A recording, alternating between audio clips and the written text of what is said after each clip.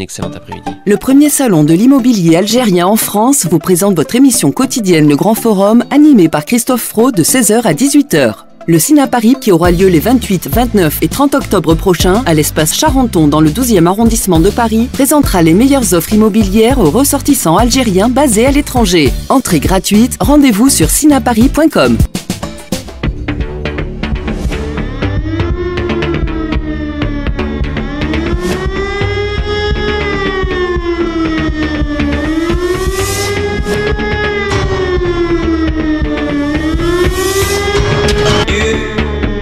Christophe sur France Maghreb 2. Bien le bonjour chez vous, merci d'être avec nous en ce mardi 25 octobre. Ravi de vous retrouver avec évidemment le Grand Forum, votre émission, votre talk, votre magazine de fin d'après-midi où l'on décortique l'actualité avec vous. Vous pourrez nous appeler au 01 40 33 9000 avec aujourd'hui, il est arrivé à l'heure, Gamal Abina, fondateur du MDC. Salut mon Gamal. Bonjour Christophe, je suis toujours à l'heure, t'as remarqué? Oui, c'est vrai, généralement oui. Contrairement aux avocats comme Maître Charny qui arrive dans un instant, il n'est pas à l'heure lui, voilà. Ah bah c'est l'avocat. Bah voilà, c'est ça, les avocats ça se fait toujours attendre. Comme la justice, c'est lent. Oui, c'est vrai, c'est tout à fait vrai. C'est parti donc jusqu'à 18h avec une grosse émission. C'est parti, voici le programme. Le Grand Forum avec Christophe Fro sur France Maghreb 2. Tout à l'heure dans le zapping en fin d'émission, on va revenir sur la polémique du moment et ces animateurs et éditorialistes qui, parlant de l'affaire Lola, demandent un procès rapide, demandent la perpétuité, veulent être les justiciers avant l'heure. Dupond-Moretti leur répond et ça leur fait pas plaisir, à l'image de Cyril Hanouna. On y reviendra tout à l'heure en fin d'émission, bien sûr. Le quiz, la belle histoire des génériques, pardon. Un dessin animé aujourd'hui au programme, c'est ce que nous proposera la belle histoire, MAM. Dans nos débats, on va parler de l'Algérie qui fait des exercices conjoints avec la Russie, un allié privilégié pour l'Algérie. La Russie, on y reviendra tout à l'heure, cette bonne entente. Et puis, nous allons parler des législateurs démocrates qui exhortent Joe Biden, le président américain, à revoir complètement sa stratégie sur la guerre en Ukraine et à discuter, à dialoguer avec les Russes. C'est ce que lui demandent donc les législateurs démocrates à Joe Biden. Est-ce un parfum de défaite pour les Américains? On y reviendra tout à l'heure, bien sûr, avec notre ami Gamal Abina. Et puis, dans les faits du jour, on viendra sur une histoire finalement qui est, ma foi, assez banale, mais qui peut avoir des conséquences parce qu'elle se multiplie. C'est le père d'une enfant de 6 ans qui a été agressé sexuellement par un mineur isolé et qui s'est fait justice lui-même en tabassant l'individu, le gamin de 16 ans, qui a été d'ailleurs incarcéré et mis en examen. On y reviendra bien sûr. Est-ce inquiétant? Il y a eu un autre cas aussi d'un garçon qui se faisait racketter en Seine-et-Marne. Le père a brutalisé violemment le garçon en question. On y reviendra. Et puis on reviendra aussi sur Nadia Lazouni, cette journaliste qui a posé une question à Darmanin. Celui-ci avait été un petit peu menaçant, lui prêtant des propos qu'il a totalement réfutés, sauf qu'on a retrouvé les propos tenus devant Marine Le Pen. Bah Nadia s'est pas trompée, hein, voilà, et ça va être très difficile de l'attaquer en diffamation, parce que c'est ce qu'il lui a promis si elle ne retirait pas ses propos. Voilà, c'est parti pour le LGF, un programme ma foi très chargé, avec vos appels 01 40 33 9000 à n'importe quel moment les amis. Bienvenue dans le Grand Forum, présenté par Christophe Fro. Le Grand Forum. Et mon gamin, on commence toujours par des petits clins d'œil à l'actualité, survenue à 25 octobre. Et d'abord, en 1976, décès d'un écrivain français. Si je te dis Zazie dans le métro. Wow, Zazie dans le métro. Ouais. Je me rappelle plus de son nom. Raymond Queneau. Raymond Queneau, ouais. Et un extrait du JT, du journal télévisé de Antenne 2 à l'époque, annonçant donc la mort de Raymond Queneau. De Zazie dans le métro, vous connaissez certainement, est mort ce matin à Paris à l'âge de 73 ans. Poète et romancier, Raymond Queneau n'était peut-être pas assez connu du public. Sa poésie et son humour, son œuvre tout entière tient pourtant une grande place dans notre littérature, par sa diversité et aussi par sa densité. Raymond Queneau a écrit lui-même sa biographie, il l'a même écrite en vers, des vers tout simples, vous allez voir. Je naquis au Havre un 21 février en 1903. Ma mère était mercière et mon père mercier, il trépignait de joie. Inexplicablement, je connus l'injustice et fus mis un matin chez une femme avide et bête, une nourrice qui me tendit son sein, etc., etc. Voilà le style de Queneau quand il se moquait de lui-même. Il avait tellement le goût de l'humour qu'il était inévitable que son nom soit lié à la chanson. Juliette Gréco a chanté Si tu t'imagines, les frères Jacques ont interprété les exercices de style. Queneau, c'est l'homme qui démantibulait l'orthographe, qui écrivait qu'est-ce que c'est que ça avec des K et des X. C'est l'homme qui, dans les exercices de style, écrivait 99 variations, pas une de moins, sur l'anecdote la plus quelconque, une querelle dans un autobus en la racontant successivement en argot, sur le ton de la femme du monde, du monsieur décoré réactionnaire, etc. Il y a une quinzaine d'années, et oui déjà, il m'avait expliqué la naissance de ce merveilleux canular. C'est au cours d'un concert où l'on jouait du Bach que j'ai pensé que l'on pouvait faire l'équivalent dans le domaine littéraire et prendre un thème et le traiter de multiples façons, un thème particulièrement simple pour que les différentes façons soient mieux perceptibles. Et finalement, j'ai pris un thème tout à fait insignifiant. Il y en a qui sont basés sur des figures de rhétorique. Oui. Et puis il y en a un autre ensemble qui sont des variations de langage. L'argot, le français prononcé avec l'accent italien, avec l'accent anglais, ou bien un français tout bourré d'hellénisme. Vous vous êtes amusé à les écrire? Je crois. Est-ce que cet exercice drôle, donc, pour vous, comme pour nous, est en même temps important? Est-ce qu'il vous a apporté quelque chose en ce qui concerne l'étude du style ou peut-être même du langage?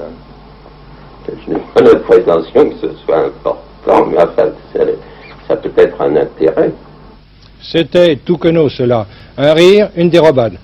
Seulement voilà, quelle générosité sous la grimace, et puis, quel écrivain. Quel écrivain, Raymond Queneau, évidemment, mon cher Gamal, qui nous a quittés donc en 1976 à 25 octobre, à l'âge de 73 ans. Alors, autre chose dans l'actualité de ce 25 octobre, et décidément, tiens, beaucoup de cinéma, sorti d'un film que tu as certainement vu, on a tous vu, revu et re-revu, un film notamment issu d'une pièce d'après Jean Poiret, avec notamment Michel Serrault, La Cage aux Folles. Ouais, sorti donc ce film en 1978. Albin Renato. Ouais, c'était pas mal. Vraiment, marrant, des scènes cultes dans ce film. Qui passerait difficilement aujourd'hui d'ailleurs. Hein. Ah oui? Oui, parce que maintenant, comme il y a beaucoup de bien-pensance, une blague sur les homos, ça passe plus du tout. C'est clair. Et puis tiens, en 1940, c'est le maréchal Pétain, à l'époque chef de l'État français, qui rencontre Adolf Hitler. Adolf, ouais. À Montières, exactement. Absolument. Est-ce qu'on a eu peut-être de ce qui s'est passé à l'issue de cette rencontre, Gamal? Oui, l'objectif, c'était bon, en 40, la France est vaincue au bout de 6 semaines de combat. Et lorsque Pétain rencontre Hitler, c'est pour mettre en place plusieurs éléments. D'abord, la partition de la France nord-sud, un soutien logistique de la France par rapport aux besoins des Allemands qui sont de plus en plus grandissants puisqu'ils rentrent en guerre après contre l'URSS le 22 juin 41. Et surtout, la négociation sur les Juifs de France. Donc les Juifs d'abord étrangers, c'est vrai que quand l'autre rigolo de Zemmour dit qu'il a livré les Juifs étrangers, il a raison. Puis après, les Juifs français. Il y en a qui seront livrés aussi, mais ça, il le dit moins. Donc effectivement, quand ils se rendent compte, c'est un des hauts faits de l'histoire nazie et une bassesse de la part de Pétain. Ils se mettent d'accord sur beaucoup de choses qui vont dans le sens des lois raciales que les Allemands appliquaient chez eux, qu'ils ont voulu appliquer en France et qui ont été appliquées par la milice avec beaucoup de zèle. Et puis cinéma est sorti en 1918 d'un film connu, 20 milieux sous les mers, d'après Jules Verne. Donc voilà, sorti en 1918. Et puis un bon anniversaire à une humoriste, comédienne et animatrice également de télé en Belgique. Elle est algérienne, je crois. Nawel Madani. Ah, Madani, oui. 1983. Puisqu'on parle de Nawel Madani, voici un extrait de son passage dans le dernier Marrakech du Rire. C'était il y a à peine 2 mois. Écoutez. Si, je suis vraiment contente d'être là. Vous savez, j'aime venir au bled. La première chose que je fais avant de venir au bled, j'appelle ma grand-mère. Allô, ma, ça va? Allô, Binti, ça va? Ton père, ça va? La femme de ton père, ça va? Dommage, tout le monde va bien? Eh, Binti, wallah, là, ça va. Alhamdoulilah, moi, ça va. Allô? Wallah, là, ça va. Tu m'entends? Haqarabi, wallah, hey, allô, tu m'entends? Merci, Binti. Allô? Ça va? Chez nous, on n'a qu'une seule émotion, la colère. Les anniversaires, ils se passaient comme ça. Joyeux anniversaire, joyeux t'arrives pas à souffler, attends, je vais t'aider. Allez, prends ton cadeau, va jouer avec ton frère dans la chambre. Tu le casses, wallah, laisse, je te brûle. Les gâteaux d'anniversaire, 8 personnes coupées en 24 parts. Toute ma vie, j'ai connu que 2 boissons, du thé ou du café. À 3 ans, je dis, un café sans sucre, s'il te plaît. À 7 ans, j'allais comme ça à l'école. Ma mère sortait les vraies pâtisseries que pour les invités. Elle nous disait, quand je le dépose, vous touchez pas. Et si elle te faisait ce regard qui te tétanise, si elle te faisait. Et t'avais la dame qui disait, moi j'en veux pas, les enfants, toi t'étais là. Bah ouais, toi ça fait 2 ans que t'as pas vu un éclair, t'es fragile, tu vois. Et puis ma mère, elle me voyait m'approcher de la pâtisserie, elle passait la main sous la table. Qu'est-ce que je t'ai dit? Qu'est-ce que je t'ai dit? Et là, je devenais une grande balance. Aïe! Ça fait mal! Et je me retrouvais sous les genoux de la dame, tu sais, je mangeais vite. Parce que je savais qu'après, j'allais déguster chez Jésus Maria Carré, Parce que moi, le seul gâteau que j'ai connu, c'est le macroute. Ça fait 1 pige qu'il est dans la même boîte. C'est quand même le seul gâteau qui n'a pas de date de péremption, on est d'accord? J'ai une copine bretonne, elle m'a dit, c'est fourré à la date, mais il y a quoi autour? Elle m'a posé une colle, j'ai mis 6 mois à lui répondre. Je dis, je sais pas ce qu'il y a autour, du crépi, de la poussière, j'en sais rien. Le truc, on dirait un cordon bleu, je sais pas, moi. Tu vois dans quelle boîte ta mère, elle le met, la boîte à Quality Street? Avec une calèche dessinée dessus. À la base, c'est une boîte à friandises. Ça va devenir la boîte à couture. Ça va finir par la boîte à macroute. En plus, tu peux pas donner ce gâteau sans proposer à boire aux gens. Tu sais, t'as vu, c'est sec, il peut canner. C'est quand même le seul gâteau qui boit le thé avec toi. Puis tu sais, c'est le seul gâteau que nous, on n'aime pas trop, mais que les Occidentaux kiffent. Chaque année, on te dit, ouais, t'as pas une boîte à macroute, s'il te plaît, des petits macroutes. Qu'est-ce que t'aimes bien chez nous, ce qui est dur? Tu vois, par exemple, moi, j'ai les cheveux bouclés, toutes mes copines qui ont les cheveux raides, elles me disent, tiens, t'as les cheveux raides, tu peux changer de tête et tout. Ah ouais? C'est quoi avoir les cheveux bouclés? C'est quoi faire ton brushing toi-même? T'as 14 ans, tous les matins, 45 minutes. À 16 ans, t'arrives comme ça à l'école. Ouais, qu'est-ce qu'il y a? T'as les biceps et les triceps, ça cause tous les matins. Ouais, je fais de la muscu, non, brushing tous les matins, 45 minutes, qu'est-ce qu'il y a?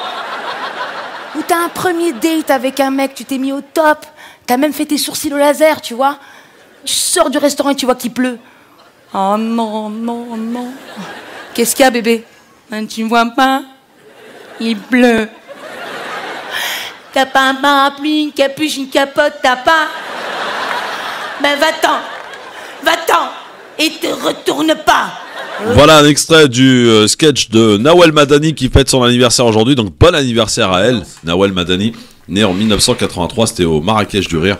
Évidemment, on accueille Maître Charny qui est arrivé, ça fait longtemps, il avait perdu l'adresse du studio.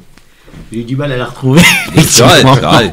Comment ça va, Maître? Bonjour à tous, tout va bien, merci. Désolé vraiment pour le retard, et puis on est vraiment extrêmement ravis de vous revoir et de vous écouter. Toujours avocat au barreau de Bobigny? Toujours avocat au barreau de Bobigny. Plutôt professionnel, enfin en charge du travail, toi? Beaucoup de droit social et droit des affaires, oui, effectivement. Droit des affaires. Ouais. Et adjoint au maire du Raincy. Bien. Centriste. En charge de Alors maintenant, je suis en charge du développement du pôle culturel qu'on est en train de mettre en place sur la commune. En charge du pôle culturel, d'accord. Donc tu te charges d'organiser tous les trucs sympas, quoi. Ouais, c'est ça. Ouais, ok. C'est une bonne planque, ça. Oui, et puis il y en a beaucoup au Raincy. Les Rincéens sont très très intéressés par les manifestations culturelles. C'est un petit village, 15 000 habitants. C'est une ville extrêmement agréable, une des plus belles villes d'ailleurs de l'île de France. Une ville magnifique. Oui. Je m'étais frité avec votre ancien maire. Ah oui, lequel? Eric Raoult? Ah ouais. Ouais, il avait une forte personnalité, il faut le reconnaître. Ah ouais, non, mais c'était violent, c'était il y a 10 ans à peu près. Ah bon? 10, 11 ans. Sur la radio ici? En direct, à la radio. Ah oui? Ah, on s'était frité. On était à 2 doigts de se taper sur la gueule, heureusement qu'on était par téléphone. Franchement, je vous le dis.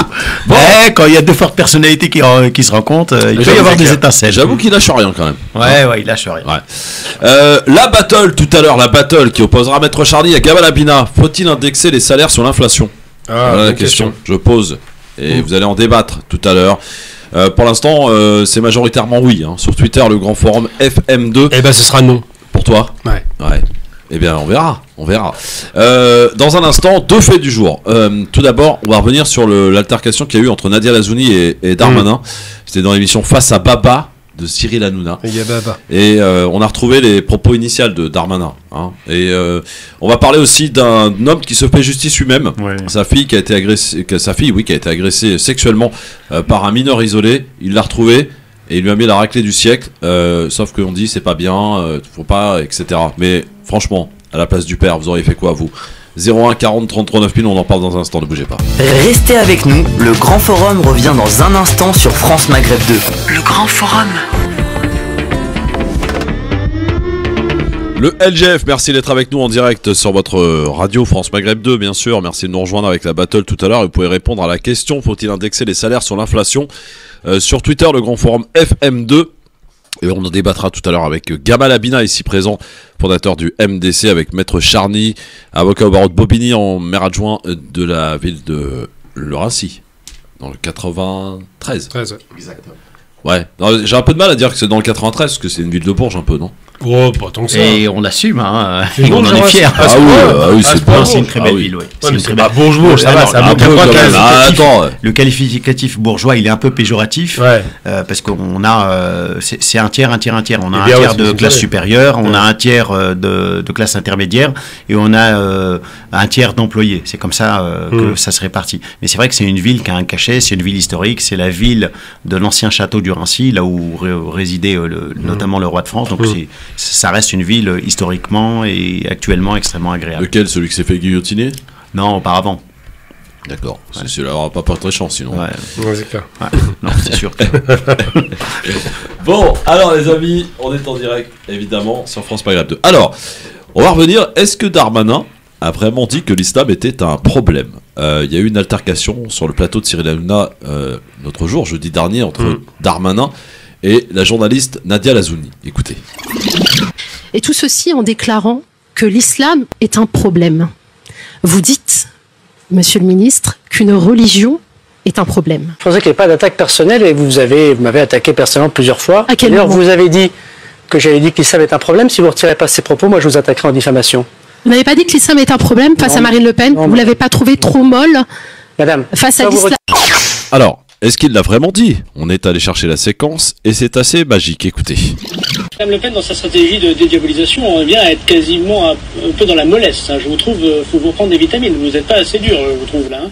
Vous êtes prête, si je comprends bien, à ne même pas légiférer sur des cultes et vous dites que l'islam n'est même pas un problème. Durant, vous êtes parti assez loin, ça va décevoir beaucoup de vos électeurs, j'imagine. Alors là, j'avoue, j'ai pas entendu la même chose, Gérald. Mais si, parce que Madame Le Pen disait que c'est pas un problème avec l'islam, c'est un problème avec l'idéologie. Madame Le Pen, le salafisme, les frères musulmans. Je vous confirme que je n'entends pas m'attaquer à l'islam, qui est une religion comme une autre, et auquel, parce que je suis profondément attaché à nos valeurs françaises, je souhaite leur conserver la liberté totale d'organisation et la liberté totale de culte. Voilà, ça c'est mon opinion. Voilà, alors à chacun de se faire son opinion finalement. Est-ce qu'il a vraiment dit que l'islam était un problème, ou alors il a voulu jouer un petit peu vis-à-vis de Madame Le Pen en caricaturant un peu ses propos, en disant que ça va pas faire plaisir à vos électeurs, vous dites même que l'islam n'est pas un problème, etc. Maître Charny, tiens, avocat, comment on défend ça? C'est très délicat. On peut dire que c'était de l'ironie en même temps, et que suite à cette ironie, eh bien, Marine Le Pen est tombée vraiment dans son jeu en disant non, voilà, je ne m'attaque pas, alors qu'elle n'a pas compris le deuxième sens. Non, mais ma question est plus précise. Est-ce que Nadia Lazouni, qui est menacée d'une plainte en diffamation de la part de Darmanin, est-ce qu'elle est recevable ou pas? Bien sûr qu'elle est recevable. Non, mais maître, ça va être dur, non? Parce qu'il va pouvoir effectivement jouer sur... Alors, si on a une interprétation littérale, à contrario, effectivement, ça laisse entendre qu'il a tenu ou qu'il aurait tenu ses propos. Maintenant, si on rentre plus loin, effectivement, il peut avoir comme moyen de défense de dire, mais attendez, personne n'a rien compris. Et d'ailleurs, c'est pour ça que ça n'a pas fait l'objet d'une polémique à cette époque. C'était une ironie, une expression avec un facteur d'ironie extrêmement important. Et il peut effectivement en sortir de cette façon. Par contre, il a bien dit que Marine Le Pen était molle.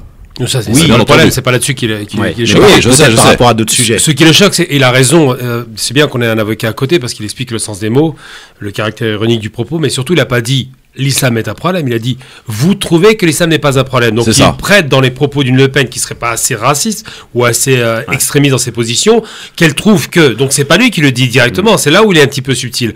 Il dit, Madame Le Pen, vous ne trouvez pas que l'islam est un problème. Donc sous-entendu, vos électeurs vous comprennent pas, c'est bien ce qu'il dit. Oui, donc, c'est ça. Oui, donc il ne parle pas, c'est pas son propos à lui. En l'interprétation réelle, si on s'en tient réellement au propos tenu, il a jamais dit l'islam est un problème. Donc, voilà. Donc, la plainte, s'il la fera, il la fera pas, elle est recevable. Après, j'ai vu, on connaît très bien Nadia Lozuni. Hein. Oui. Moi, je la connais depuis 10 ans. Je la connais depuis même avant toutes ces histoires politiques. Ce qui se passe, elle a été menacée récemment. Vous connaissez cette histoire d'une balle qu'elle a reçue par courrier, enfin la douille d'une balle. Ce qui se passe, c'est que malheureusement, Nadia Lozuni est quelqu'un qui est effectivement une journaliste assez offensive, très militante. Et en même temps, ce jour-là, je trouve qu'elle était trop offensive et ça donnait le sentiment que c'était elle qui était un peu trop agressive par rapport à lui, qui semblait être sympathique. Alors que dans les faits, c'est lui qui est agressif. Mais là, il a joué subtilement sa carte en provocation multiple. Exemple concret, il lui a dit, est-ce que vous condamnez ce qui se passe en Iran? Elle aurait dû lui répondre immédiatement, mais bien évidemment, je condamne le fait qu'une femme musulmane soit imposée de porter ou de ne pas porter le voile. Attendez, elle est journaliste. C'est pas à lui de lui poser des questions. À quel titre? Il l'a piégé. Mais non, il n'a pas à lui poser des questions. Ça me rappelle. Ça sous-entend que ses origines ou sa confession d'origine pourrait l'amener à répondre différemment à une question sur laquelle tout le monde répondrait par l'affirmative. Mais ça rappelle ce qui s'était passé entre Sarkozy et Ramadan. Rappelez-vous. Tout à fait, voilà, par rapport à l'histoire de la dénonciation de comment ça, ce qu'ils ont appelé par la suite le moratoire. Voilà. C'est quasiment une insulte, mais dans le moratoire. Bon, en plus, Ramadan n'était même pas en direct, voilà, sur le plateau. Il était pas en plateau, donc le différé fait qu'on a du mal à réagir. Là, en l'occurrence, elle s'est fait piéger. Je parle bien des pièges, parce que quand tu lui poses une question, pour éliminer la question et l'évacuer, immédiatement, elle est dans le sens de la logique, à savoir, oui, je condamne, qu'on impose ou qu'on n'impose pas. Et une fois qu'elle fait ça, elle va pas répondre. C'est une journaliste, elle est là pour interroger, elle a pas fait. Il a raison d'être, elle n'a pas à répondre, parce que la question de base de Nadia Lozuni, ses convictions ou ses positions, c'est pas le sujet de l'actualité. Je sais, mais son piège à lui, c'est un piège grossier. Il ne faut pas oublier que c'est l'école Sarkozy.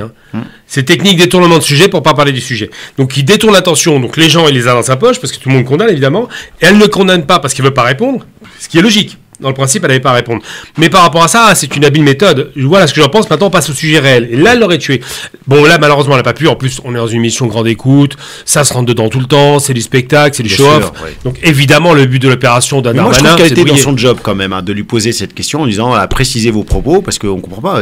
Et lui aussi, le fait de se mettre peut-être sur la défensive, c'est peut-être aussi que les choses n'étaient peut-être pas forcément totalement claires dans son Elle a été assez habile, surtout quand elle a glissé, vous avez expulsé les imams avec qui vous déjeuniez encore hier, c'était pas mal ça. Non, je pense que là où elle était faiblarde par rapport à lui, elle s'est fait avoir, c'est qu'elle n'a pas su saisir la salle. Parce que malheureusement, à la fin, la salle commence à la critiquer parce qu'elle ne laisse pas parler. Elle aurait pu le retourner en expliquant quand même, il a des propos, ce monsieur, qui sont extrêmement tendus. La question, par exemple, de faire expulser un type qui n'a pas été condamné. On peut parler de droit. Je veux dire, Iqwisen, moi, c'est pas mon pote Iqwisen, je l'ai rencontré une fois dans ma vie, mais il y a un déni de droit évident. Là, on est vraiment dans le fil du prince. Sur le plan du droit, attention, c'est pas parce qu'une personne n'a pas été judiciairement condamnée qu'elle ne peut pas être expulsée, parce que le fait d'avoir une carte de résident, c'est une tolérance entre guillemets, voilà, qui vient de la part de l'État qu'il peut retirer à tout moment. Oui, mais là, est-ce qu'on met un arrêté européen pour cela, maître? Franchement, c'est abusé. Ça, c'est autre chose. Non, mais je pense que ce dossier, c'était avant tout un dossier politique. Oui, d'ailleurs, la Belgique vient de leur mettre une baie de douille à la France parce qu'elle refuse de livrer. Pas tant que ça, parce qu'il est toujours retenu, pas oublier. Oui, mais la Belgique, la justice belge refuse de remettre. Ça s'appelle une négociation. Je ne crois pas une seconde que les Belges. Alors, il faut aussi faire preuve d'objectivité, parce que en France aujourd'hui, on le sent quand même.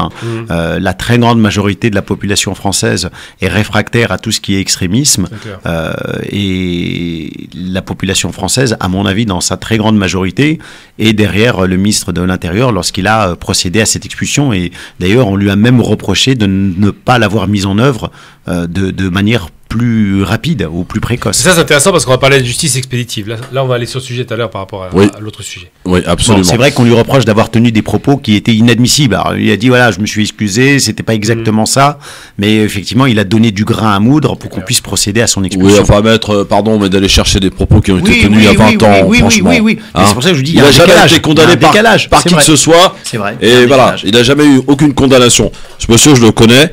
Je vais pas dire comme certains je l'aime pas ou machin, c'est pas mon pote machin. Je le connais, j'ai eu à collaborer avec lui. Croyez-moi que France Maghreb 2 et le président Tarek Mami est très vigilant sur les propos des imams ou des conférenciers qui interviennent sur France Maghreb 2. On le sait bien. S'il y avait eu quelconque doute, il serait jamais intervenu sur France Maghreb 2. Mais évidemment, voilà. c'est pas l'extrémiste. Il a commis des erreurs à une époque où malheureusement. C'est un règlement politique. Oui, mais lui, il a commis une erreur il y a longtemps. C'était l'époque où Soral montait en force, où tout le monde voulait avoir son micro avec Soral, où effectivement il y avait des propos qui dérivaient. C'est vrai. Hein. Il était jeune aussi, faut pas l'oublier. C'est pas quelqu'un qui à ce moment-là se rendait vraiment compte des enjeux. Et on lui a reproché effectivement ses accointances avec l'extrême droite parce qu'il l'a pas fait. Hein. Il n'a pas fait de conférence avec Soral, mais tout le mouvement UOIF avait malheureusement des liaisons avec ces gens-là. Donc c'est vrai qu'à la fin on sort les cartouches en prenant des vieux dossiers qui sont largement passés, mais c'est vraiment vicieux. Après de l'autre côté, c'est pas un extrémiste. On peut dire que le mouvement UOIF dont tu fais référence, excuse-moi, mais on peut parler de lâcheté pour certains d'entre eux qui ont fermé les yeux sur Ramadan parce qu'il fallait qu'ils remplissent leur salon. Ils faisaient 200 000 ou 250 000 entrées les 4 jours. Hein, et puis au moment des problèmes Tarek Ramadan, il y en a aucun qui l'a soutenu, aucun qui a pris la parole. Bah moi j'ai encore plus loin. Il y a Kusen pareil. Et Kusen pareil, il y en a pas beaucoup qui l'ont soutenu. Tout à fait. Hein, tout le monde a fermé sa grande gueule. Hein, pardon. Hein. Bah c'est plus grave encore parce que Kusen il y a pas de matière. Mais il y a la peur généralisée. Il faut être honnête. Par contre moi il y a un personnage dans l'UOIF pour lequel j'ai pas de sympathie qui a quand même parlé finalement. On peut au moins lui donner ses qualités. Quelqu'un qui a retourné 10 fois sa veste, c'est Tarek Obrou. Hein.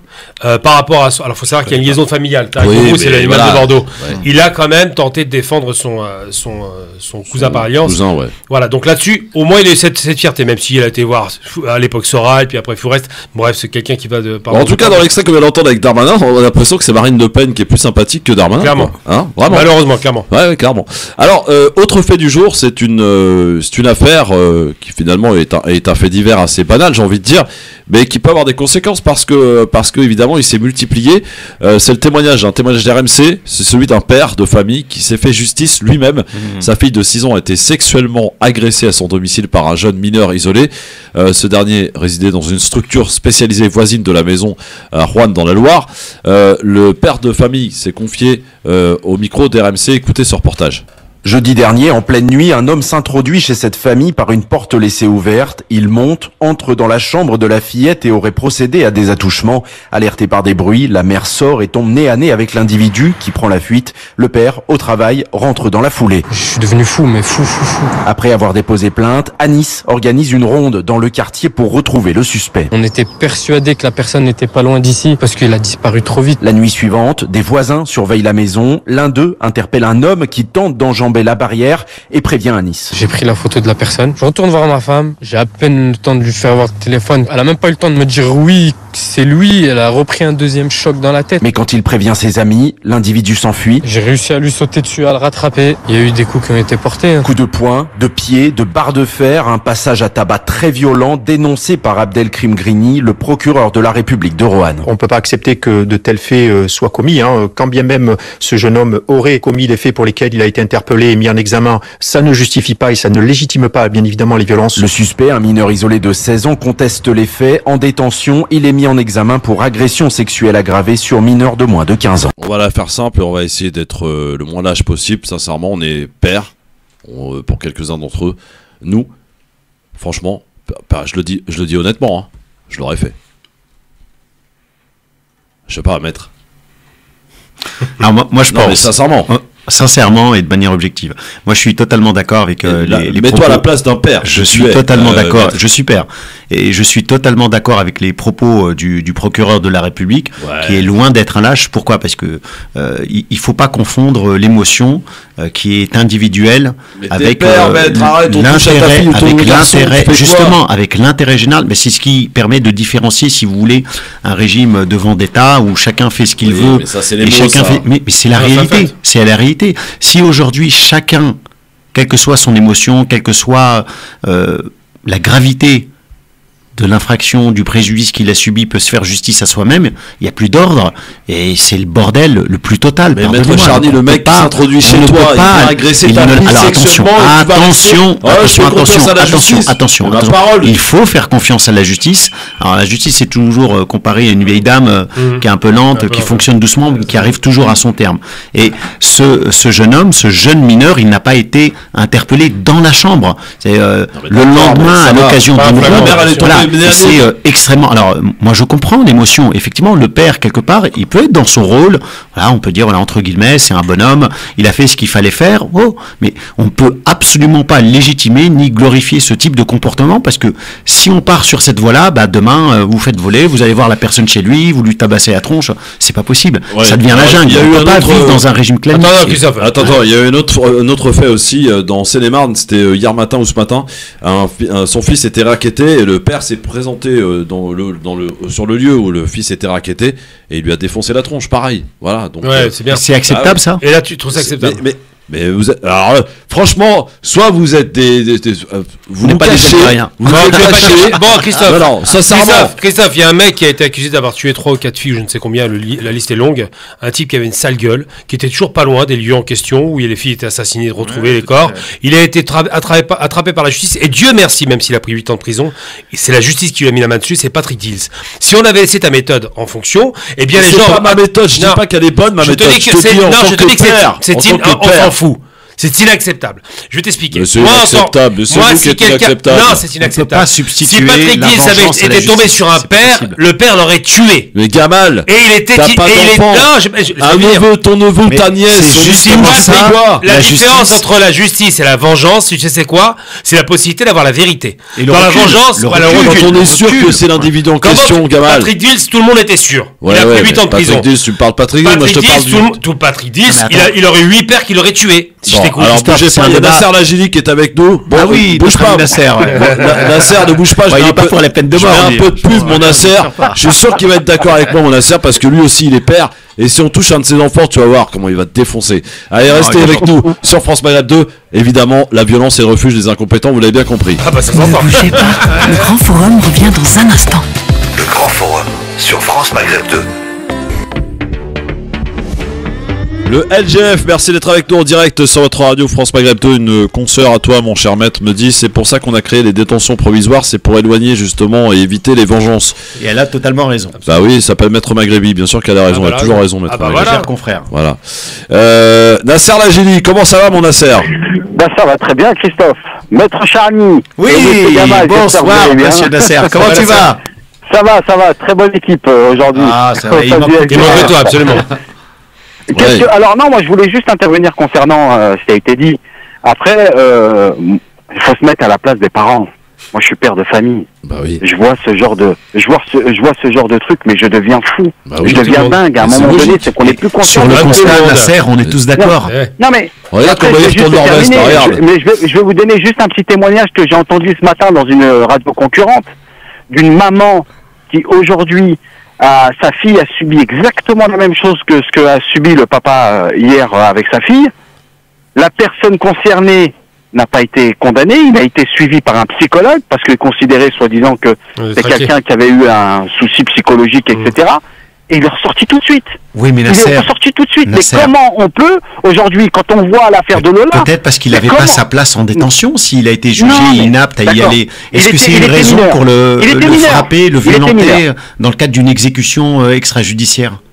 C'est pas possible. Est-ce qu'on veut d'un pays comme ça? Le problème, c'est que moi, quand je vois ça, je me dis, mais comment je vais attendre 3 ans et demi pour savoir ce qu'il va avoir comme condamnation? C'est la justice. Maître Charny, il faut pas inverser les rôles. C'est pas au père et au maire à qui il faut reprocher quoi que ce soit, c'est plutôt à l'État et à la justice de faire son travail. La justice, l'État ne peut pas légitimer un meurtre sous couvert de vengeance, c'est pas possible. Non mais d'accord, mais au bout d'un moment, il faut dire qu'on a un problème avec les mineurs isolés aujourd'hui en France. Il faut le dire ou pas? Alors, attends, Maître Charny, il n'a pas été battu à mort.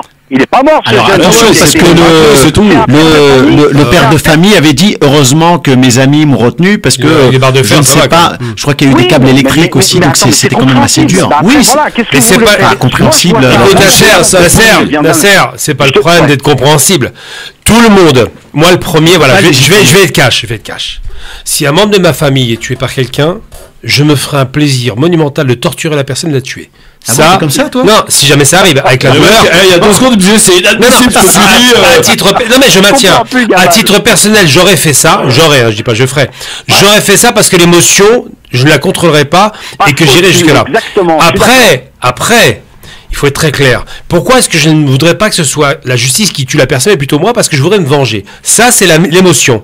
Maintenant, la raison, parce qu'il faut opposer l'émotion à la raison. La raison parle de justice. Parfois, on peut se tromper de personne, et l'enquête permet de déterminer si oui ou non c'est bien la même personne. Eh bien, je considère qu'il faut avoir un peu de calme dans les esprits, être serein, pour juger une personne qui soit est déséquilibrée, comme c'est arrivé avec l'affaire de Lola, soit, dans ce cas de figure, est un détraqué, ou pas d'ailleurs, qui mérite ou pas la prison. Mais ça doit être fait par des personnes qui ne sont pas impliquées émotionnellement. Sinon, on s'en sort pas. Imagine, Nasser, imagine, en ce moment, l'extrême droite est en train de dire, parce qu'il y a une fille qui n'était plus en règle en France, qui avait une EQTF, elle a tué une enfant, elle était en France, elle avait rien à y faire, tous les EQTF dégagés. Il y a un problème. On a généralisé un problème qui était psychiatrique. Ouais, c'est deux choses. Moi, Gamal, moi, ce que je reproche aujourd'hui à la justice française, après, bon, Maître Charny, je pense qu'il a son point de vue là-dessus, mais moi, ce que je reproche aujourd'hui à la justice française, c'est qu'elle prend beaucoup trop de temps pour savoir et comment on peut juger ces personnes-là. Parce que la justice doit se faire de manière sereine. Il y a un travail d'enquête et il y a aussi un manque de moyens, très certainement. Non, mais oui, mais c'est pas normal. Mais c'est pas normal. Dans un pays comme la France, c'est pas normal qu'on doit avoir un manque de moyens. C'est vrai que c'est pas normal, mais Nasser, c'est encore moins normal de se faire justice par soi-même. C'est pas possible. Non, on est d'accord. Là, on est vraiment dans c'est le régime le plus primaire. Moi, personnellement, je pense et l'État ne peut pas se mettre à ce niveau-là. C'est pas possible. Moi, en tant que père, Maître Charny, moi, en tant que père de famille, j'aurais jamais tué la personne. Mais par contre, lui donner une bonne raclée comme il se doit, c'était pour moi légitime qu'un père réagisse de cette manière-là. Effectivement, je suis en désaccord total. Aujourd'hui, on va dire justice soi-même, c'est pour éviter que ça soit une anarchie. Donc aujourd'hui, si la justice existe, c'est pour éviter que ça soit on soit dans un pays anarchique. Et puis l'exemple qu'on peut donner, c'est ce qui est légitime aujourd'hui. Demain, on va te dire, bah oui, mais lui il l'a fait, il avait eu raison de le faire. Et puis moi je fais la même chose. Surtout, imagine pas rentrer dans ce cercle-là. Imagine que le moment en question, sa femme est sous l'émotion. Je rappelle que la femme a vu sa fille agressée. Sous l'émotion, elle a pu dire que c'est lui en se trompant. C'est possible. Imagine qu'elle se soit trompée. C'est pas exclu. Je rappelle que on est au lendemain sur lendemain quand même. Hein. D'accord. Donc très émotion. Il se trompe. Il massacre un monde qui a rien à voir. On fait quoi? On va dire pardon mon garçon, je t'ai pété les dents. Non, il y a un problème. C'est passé aux États-Unis où on a déjà exécuté. C'est l'émotion c'est totalement compréhensible quand on est père. Je suis désolé. Bon, d'un moment, en plus, le mec rentre chez toi, il a 6 ans. Et si c'est pas le bon, Christophe, tu réponds quoi? C'est pas le bon, qu'est-ce que tu veux que je te dise? Si c'est pas le bon, et si c'est ton fils? Si c'est mon fils. Qui se fait ça matin alors qu'il a rien fait. Mon fils, il fait pas ça, t'es malade. Il le fait pas, justement. Il le fait pas, il est à 2 pas. Il se passe quoi? Laissons la justice faire son travail. Pour savoir si c'était réellement lui ou pas. Ah, c'est dur. Exactement, t'as raison, mon Nasser. Voilà, je te kiffe, mon Nasser. Quand tu veux. Allez, à bientôt, mon Nasser. Merci d'avoir été franc. Merci beaucoup. 01 40 33 9000.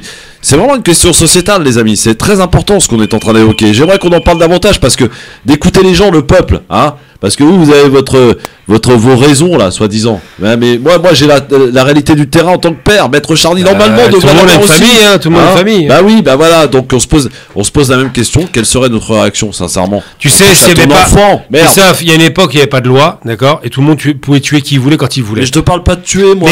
Mais tout le monde pouvait massacrer quand il voulait. Moi, on m'a toujours dit qu'il pouvait pas y avoir de liberté sans loi. C'est pas possible. Tout à fait. Voilà. On peut pas surtout les hommes. Alors, les hommes sur la testo qui leur montent à la tête. Saïd Demès est avec nous. Salut mon Saïd. Farid. Farid, pardon. Farid. Salut à toute l'équipe. Bonjour. Salut. Franchement, c'est une bonne équipe aujourd'hui. Franchement, ça fait plaisir de vous entendre. Je voulais vous poser une question. Moi, personnellement, concernant la vendetta de la personne là, qui s'est vengée pour sa fille. La question, c'est pourquoi, vu la lenteur des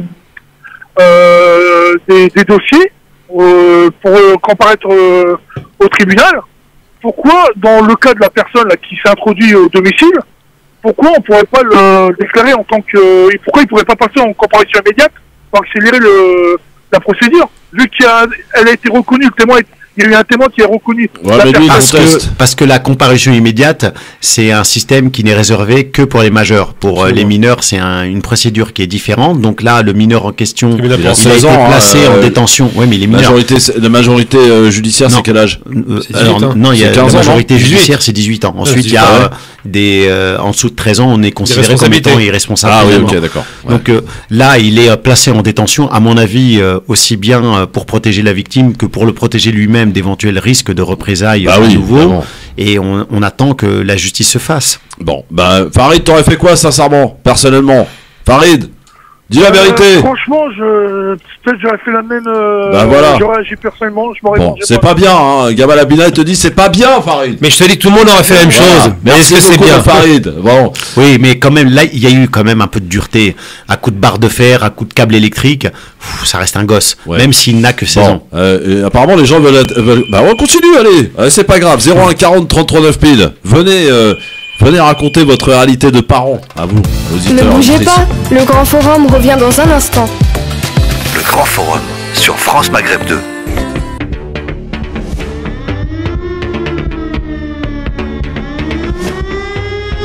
Le LGF, merci d'être avec nous sur France Maghreb 2 avec Gamal Abina et Maître Charny qui sont avec nous aujourd'hui. Et à vous, auditrices, auditeurs, 01 40 33 9 piles. On parle évidemment de cette affaire dans le fait du jour qui a pris un peu de retard, pardon, mais parce que les gens souhaitent intervenir, nous donner leur avis, et c'est bon d'entendre aussi le peuple s'exprimer sur cette histoire d'un père qui a tabassé un mineur qui se serait introduit au domicile des parents en question pour agresser sexuellement leur fille de 6 ans. D'accord, la mère est tombée face à face, c'est nez à nez avec lui, il s'est enfui, le père a recherché le garçon, l'aurait retrouvé, voilà, et tabassé, donc à coups de poing, coups de pied, barre de fer, etc. Et on se posait la question, est-ce que en tant que père, on pourrait faire la même chose, quoi. Tiens, chouchou, peut-être un peu de sagesse du côté des dames. Bonjour madame. Bonjour. Alors, dites-moi. Alors, par rapport à cette histoire et à d'autres histoires, moi j'aimerais regarder derrière l'histoire. Ça va bien, impeccable. Allô? Ouais, ça va, merci Nabil, en direct là. Ça va Nabil, tranquille, la baisse? Alors, vas-y, on t'écoute. Oui, je disais, je regarde ce qu'il y a derrière cette histoire. Et ce que j'y vois n'est pas très reluisant pour certains médias qui parlent sans cesse des histoires qui concernent des personnes étrangères et sous OQTF. Les autres affaires du même genre passent sous les radars. Et je trouve ça... Ouais, mais pardon, ça, chouchou, c'est un peu se voiler la face quand on dit ça. Pardon. Non. Très honnêtement, je vous le dis honnêtement, ça commence à suffire, moi, cette victimisation à outrance. Non, pas du tout. S'il y a des problèmes chez les OQTF, c'est qu'il y en a des problèmes, c'est qu'il y a des faits, il faut en parler. Et il faut parler de tout ce qui concerne évidemment ce genre d'affaires. Mais d'abord, quand on fait l'objet d'une OQTF, et là je pose sous contrôle de Maître Charny, quand on a une OQTF, on n'a plus rien à faire sur le territoire français, on est d'accord? C'est incontrôlable. Non mais, oui ou non? Sur le plan du droit, on est totalement d'accord. Moi je parle du droit. Est-ce que quand on fait l'objet d'un OQTF, ou d'une OQTF, monsieur Plutôt, à tel point d'ailleurs que, je ne sais pas si vous l'avez remarqué, Éric Ciotti a fait une intervention ce matin, toujours encore plus droitière que d'habitude. Il dit il faut mettre en place le délit de séjour illégal. Ça veut dire que si vous avez une OQTF et que vous refusez de vous y contraindre, eh bien vous êtes dans les liens d'un délit, et un délit qui peut vous amener soit en garde à vue, soit même éventuellement en détention. Voilà. Oui, chouchou, pardon. J'ai pas traversé vos propos, j'espère. Si, un peu. Ah bon, d'accord, ça m'arrive. Parce que c'est absolument pas ce que je voulais dire. Oui. Il y a des problèmes avec les OQTF. Ok, il faut les régler. Oui. Il faut les régler. Exact. Il y a des problèmes avec les mineurs isolés. Oui. Il faut les régler aussi. Tout à fait. Je ne dis pas qu'il ne faut pas les régler. Mais il faut compartimenter les sujets. Ce que je veux dire, c'est que dans certains médias, ils font un blougi-boulga avec ces affaires-là.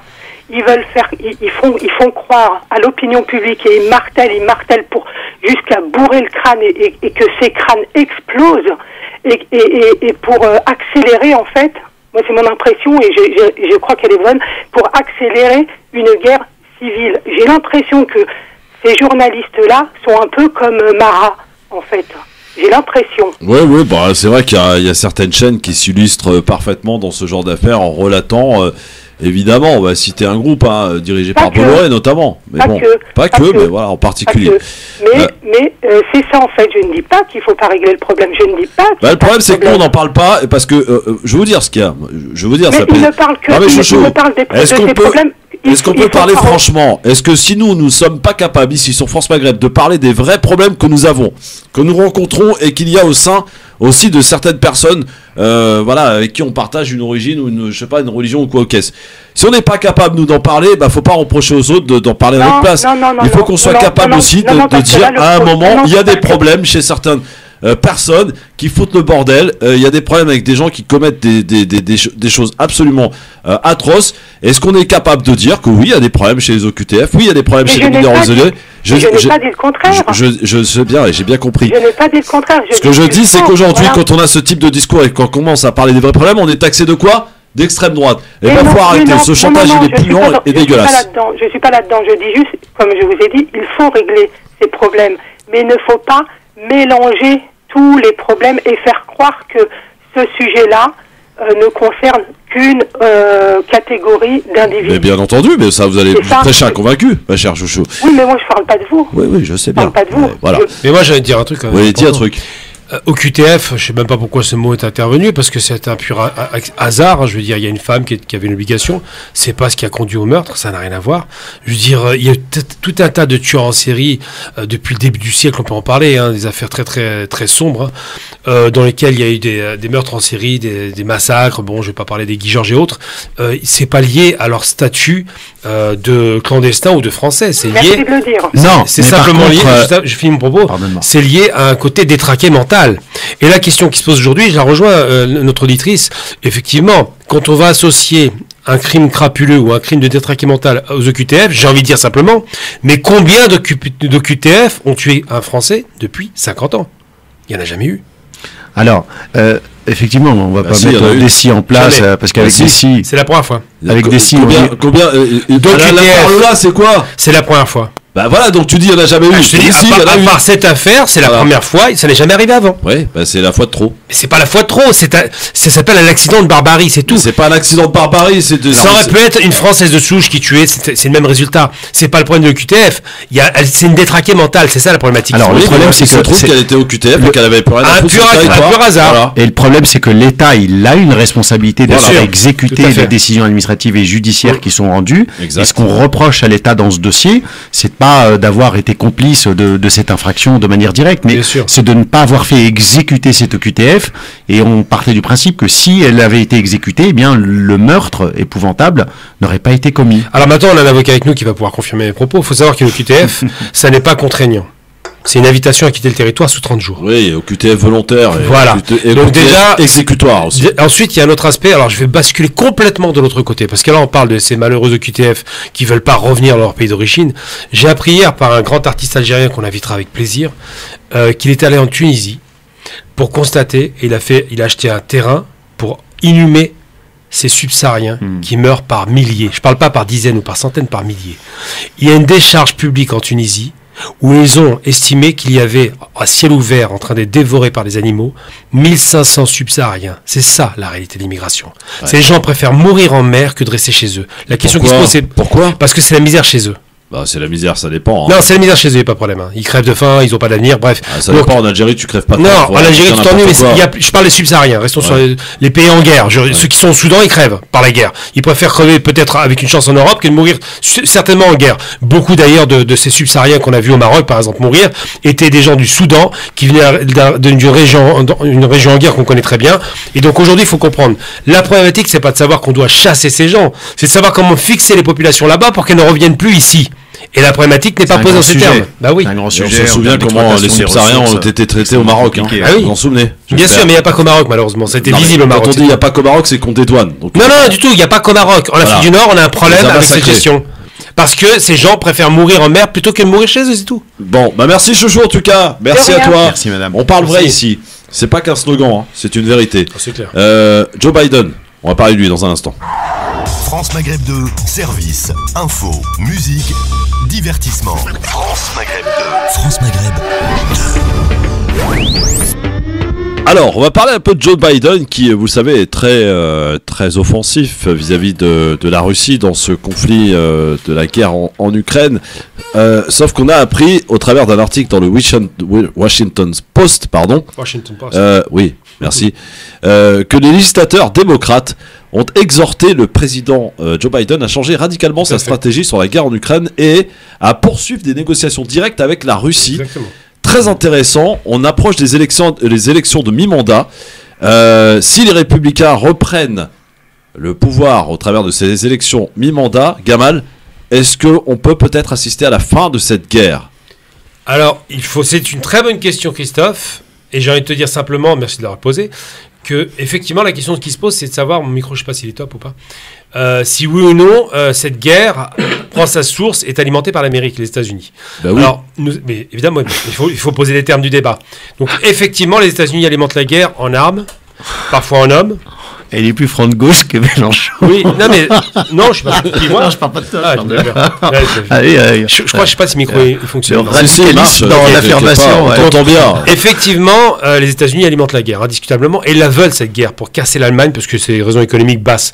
Et ce qui se passe, c'est que Biden va être mis en difficulté dans ces fameuses élections de midterm. Pourquoi ? Parce que précisément, il a fait un pari qui est perdant, qui est de plus en plus perdant, et aux États-Unis, on se rend compte que ça n'a aucun intérêt pour eux en termes de budget. Donc ces fameux 30, c'est des gens de son camp, hein.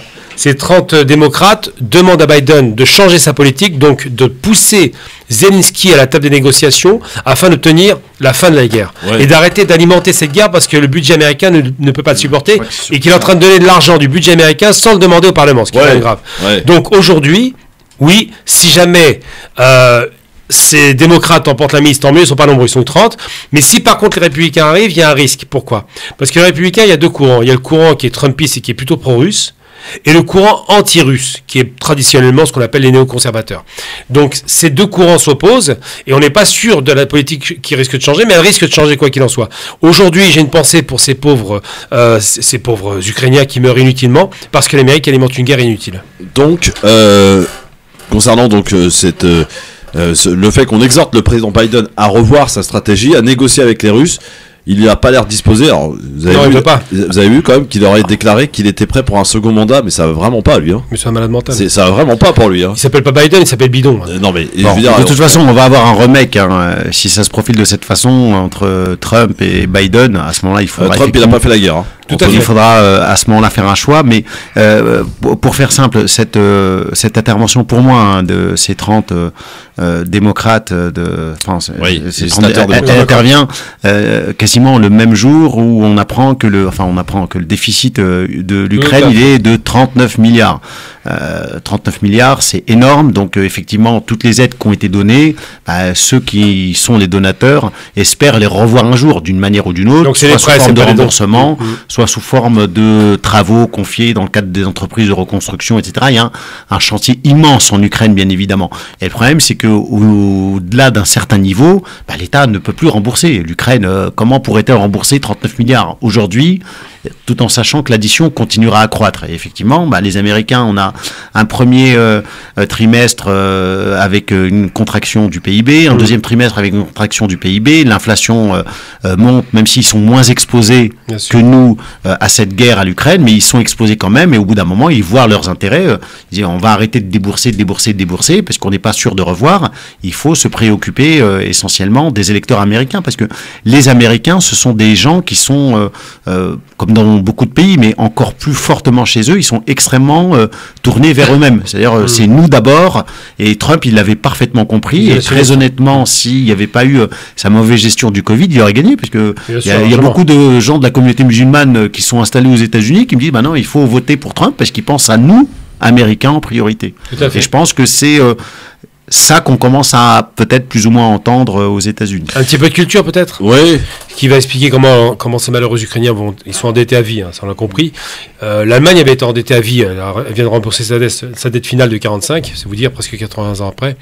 Le drapeau ukrainien, je vais vous donner un petit peu d'explication de texte, c'est deux couleurs, c'est le bleu au-dessus et le jaune en dessous. Ça caractérise le ciel et la terre, parce qu'il y a des terres noires qui donnent beaucoup de blé. Donc ce fameux blé est un enjeu qui n'est pas anodin pour les États-Unis, parce qu'ils vont, certainement pour se rembourser, confisquer une partie des terres les plus fertile au monde d'ailleurs, faut le dire, avec cette terre noire, ils vont confisquer cette terre pour pouvoir en profiter. Donc c'est vrai qu'ils contrôleront le marché du blé mondial. Donc c'est une des raisons pour laquelle cette guerre existe. Il y a des raisons géopolitiques évidemment, mais pas seulement, il y a aussi des raisons bassement économiques. L'Ukraine est en train de se surendetter au profit des Américains qui sont en train de rafler la mise et qui n'ont jamais vendu autant d'armes depuis l'Arabie qu'aujourd'hui. Peut-être qu'il y aura effectivement un nouveau pacte de Quincy. Vous savez, le pacte de Quincy, c'est le pacte qui a été fait entre l'Arabie, enfin les nations qui composaient l'Arabie Saoudite et les États-Unis en 1945, où d'un côté on leur dit, on vous donne notre protection, on est un État nucléaire, et de l'autre côté vous nous assurez l'approvisionnement en or noir. Et je pense que ça va être peut-être la même chose avec l'Ukraine. En disant, là, on a une dette, on a une créance immense vis-à-vis de vous. Il faut nous rembourser en nous assurant l'approvisionnement en termes de produits agricoles, très certainement. Alors, est-ce qu'on peut dire quand même que quand on écoute les médias français, on a l'impression que les Russes sont en train d'abdiquer, limite, ils sont au bout de leur force, sauf qu'ils opèrent de différentes manières par un étranglement des infrastructures. C'est-à-dire, Kherson, par exemple, ils ont évacué tous les habitants, les Russes, parce qu'ils ont en plus découvert une bombe sale qui aurait été détenue par l'Ukraine. Et la Russie dit quoi ? A dit, on va dégager tout le monde, comme ça on ne pourra pas nous accuser d'avoir tapé, et ils vont taper dans tout ce qui est infrastructure de l'armée ukrainienne, histoire de l'anéantir complètement. Et j'ai l'impression, quand on voit cet appel du pied des démocrates aux États-Unis fait à Biden, qui a comme un parfum de défaite en disant ça y est, on a perdu, c'est fini. Mais Gamal, non ? D'abord, ce que nous rapportent les médias. Mais oui, les médias, ils rapportent ce qu'ils veulent, les médias. Ils sont à la solde de Zelensky, d'un clown. Non, pas Zelensky, ils sont à la solde des États-Unis. Oui, aussi. Parce que Zelensky est à la solde des États-Unis aussi. Ce qui se passe, c'est qu'aujourd'hui. Il est à la solde, je sais même pas s'il est à la solde de lui-même. Si, il est bien payé pour ça. Ah ouais. Là, il a une somme faramineuse. Bel acteur, hein. Bel acteur, quand même. Très bon acteur, mauvais président. Plus sérieusement, ce qui se passe très sérieusement, c'est qu'effectivement, les médias nous font croire que les Russes perdraient la guerre, ce qui est complètement débile. Dès le premier jour, les Russes ont plié la bataille puisqu'ils ont détruit l'aviation ukrainienne. Le ciel appartient aux Russes. Les Ukrainiens ont eu quelques Baytar qui viennent des Turcs et qui ont fait des dégâts, c'est vrai. Il y a eu cette contre-offensive qui a quand même coûté la vie à 10 000 Ukrainiens, et très peu de Russes sont morts dans cette contre-offensive, qui ont fait reculer les Russes sur les positions qu'ils voulaient défendre, à savoir toute la région est de l'Ukraine. Ce sont vraiment des vraies informations, tout ça ? Oui, c'est des vraies informations. Évidemment, tu crois qu'on raconte des choses s'y mettre ? Non, moi je me pose des questions parce qu'effectivement la réalité du terrain, c'est que quand même les Russes disent on rencontre, ils avouent eux-mêmes qu'ils rencontrent un certain nombre de difficultés liées à l'armement ukrainien. Non, c'est juste les HIMARS qui détruisent beaucoup de chars, mais les Russes vont déjà, ils ont déjà entamé l'offensive. Il faut se rappeler quand même qu'ils ont frappé il y a encore une semaine, quand on les croyait par terre, les Russes, 83 missiles hyper précis, c'est des frappes chirurgicales parce qu'ils ont tué très peu de personnes, il y a eu 11 morts sur toutes les villes ukrainiennes et en même temps. Simultanément à 6h du matin. Donc quand on a une capacité aussi puissante... Ils sont plongés dans le noir, beaucoup de villes sont plongées dans le noir. Il y a 20% d'Ukrainiens qui n'ont plus accès à l'électricité. Ça veut dire que quand on n'a plus l'énergie pour pouvoir communiquer, pour pouvoir se déplacer tout simplement, puisque évidemment ils vont confisquer toutes les réserves de gaz et de pétrole, ce qui se passe aujourd'hui, c'est que la Russie est en train d'étouffer l'Ukraine. Lentement mais sûrement. Ensuite, c'est vrai que la contre-offensive a surpris les Russes, c'est pourquoi d'ailleurs il y a un général qui a été limogé. Mais il faut être un peu sérieux. Je veux dire, la Russie n'est pas en Afghanistan où elle était détestée par la population, elle est dans un pays où la moitié de la population lui est favorable. Donc comment perdre une guerre quand la moitié de la population vous apporte son concours ? C'est mais ça, impossible. On l'entend pas. Hein. Ils veulent pas le dire. On l'entend pas. Ah non, on l'entend pas parce que ça va pas dans leur sens. Évidemment, ça va pas dans le sens de la propagande américaine que les médias ici français relaient. Kherson, par exemple, était la première ville russe historiquement. Faut savoir que Kherson, quand il y a... Il aurait dû s'installer à Moscou aujourd'hui. Voilà, c'est un truc tout bête. Ils sont tellement en train de souffrir les Russes que cet hiver, ils vont avoir du gaz. Ils vont être au chaud. Quand nous, on va descendre à 12 degrés. Ça donne une petite idée de qui gagne. Hein. Ouais. Alors, puisqu'on parle de la Russie, nouvelle illustration des relations privilégiées qu'entretiennent l'Algérie et la Russie. Des manœuvres militaires maritimes conjointes vont être lancées en Méditerranée. Ce, pour 4 jours. Dans un communiqué, le ministère de la Défense algérien affirme que des navires militaires russes sont amarrés en Algérie, sans préciser le lieu. Ces exercices, ils ont lieu dans le cadre de la coopération militaire entre les forces des deux pays, qui entretiennent des relations privilégiées et fortes, des relations qui s'intensifient encore, alors que la guerre en Ukraine bat son plein. Et les exercices qui ont lieu actuellement en Méditerranée ne sont qu'une étape d'une longue série de manœuvres militaires communes, inaugurées en 2017 quand même entre Alger et Moscou. Depuis, les fortes convergences entre les armées algériennes et russes ne cessent de progresser, surtout en matière d'interopérabilité, D'autres exercices militaires auront lieu en novembre prochain sur le territoire algérien, à Béchar précisément, région désertique située non loin de la frontière marocaine. N'y voyez évidemment aucun lien. Voilà, alors sur ces relations privilégiées entre la Russie et l'Algérie, on sait d'ailleurs qu'il y a eu des sénateurs américains, si je dis pas de bêtises, Gamal, qui ont demandé à ce qu'on boycotte l'Algérie parce qu'ils entretenaient des relations, et je crois que d'ailleurs l'Algérie, le premier acheteur militaire russe, si je dis pas de bêtises. Tout à fait. Voilà, et ça pose des problèmes effectivement parce que les Américains voudraient qu'on n'achète plus rien aux Russes, qu'on commerce plus du tout avec eux, sauf que l'Algérie a décidé autrement, il reste neutre dans cette affaire et dans cette histoire. Juste une petite précision, le président Tebboune qui devait se rendre à Moscou, le déplacement a été reporté à une date ultérieure. Bon, je ne sais pas quel signe il faut y voir. Sur la relation privilégiée entre l'Algérie et la Russie, Gamal. Déjà, il faut préciser que c'est la première fois qu'une force étrangère depuis l'indépendance fera des manœuvres militaires avec les Algériens. Jamais c'est arrivé, c'est une première à Béchar. Ensuite, deuxième chose, effectivement cette relation est très forte, mais elle est forte depuis la Révolution, c'est pas d'hier. Ils n'ont jamais baissé l'intensité, à telle enseigne que le premier fournisseur d'armement algérien, c'est 90% des armements algériens, c'est entre 8 et 12 milliards par an, c'est les Russes. Surtout l'Algérie a toujours dit qu'elle se positionnait dans une position de neutralité, mais elle n'est pas neutre. C'est faux. L'Algérie est réellement dans une posture plutôt favorable à la Russie parce qu'elle sent le vent tourner. Et elle était déjà favorable depuis très longtemps aux Russes, depuis que les Russes ont effacé une dette de 5 milliards de dollars d'achat d'armement dans les années 90. C'est vous dire à quel point le rapprochement entre l'Algérie et la Russie est fort. Et puis surtout, l'Algérie se positionne comme un pays qui dit quand on est agressé chez soi et considère que les Russes sont agressés à leurs frontières, eh bien on a raison de se défendre. Donc les Algériens ont tout intérêt à être en bon terme avec les Russes, sachant qu'ils ne sont pas en mauvais termes. Tu viens de faire référence à ces parlementaires qui ont été emmenés par un descendant de cubain, donc quelqu'un qui déteste les Algériens pour des raisons historiques, Castro, l'Algérie, c'est la même histoire, et qui ont essayé de tenter une manœuvre assez ridicule en voulant boycotter, du moins faire des sanctions à l'Algérie par rapport au fait qu'elle achète des armes aux Russes. Eh bien, la réponse des autorités américaines, qui ne s'y est pas trompée, c'est de dire notre relation avec l'Algérie est très bonne et cordiale, et elle se maintiendra telle qu'elle. Les Américains ne font rien contre les Algériens, car rappelons-le tout de même, la diplomatie algérienne qui brille depuis l'indépendance a bénéficié en 1957 du soutien de Kennedy pour l'indépendance. Cette histoire est très longue puisque l'Algérie est le premier État à avoir reconnu la révolution américaine à l'époque où c'était pas encore l'Algérie, c'était encore sous le califat.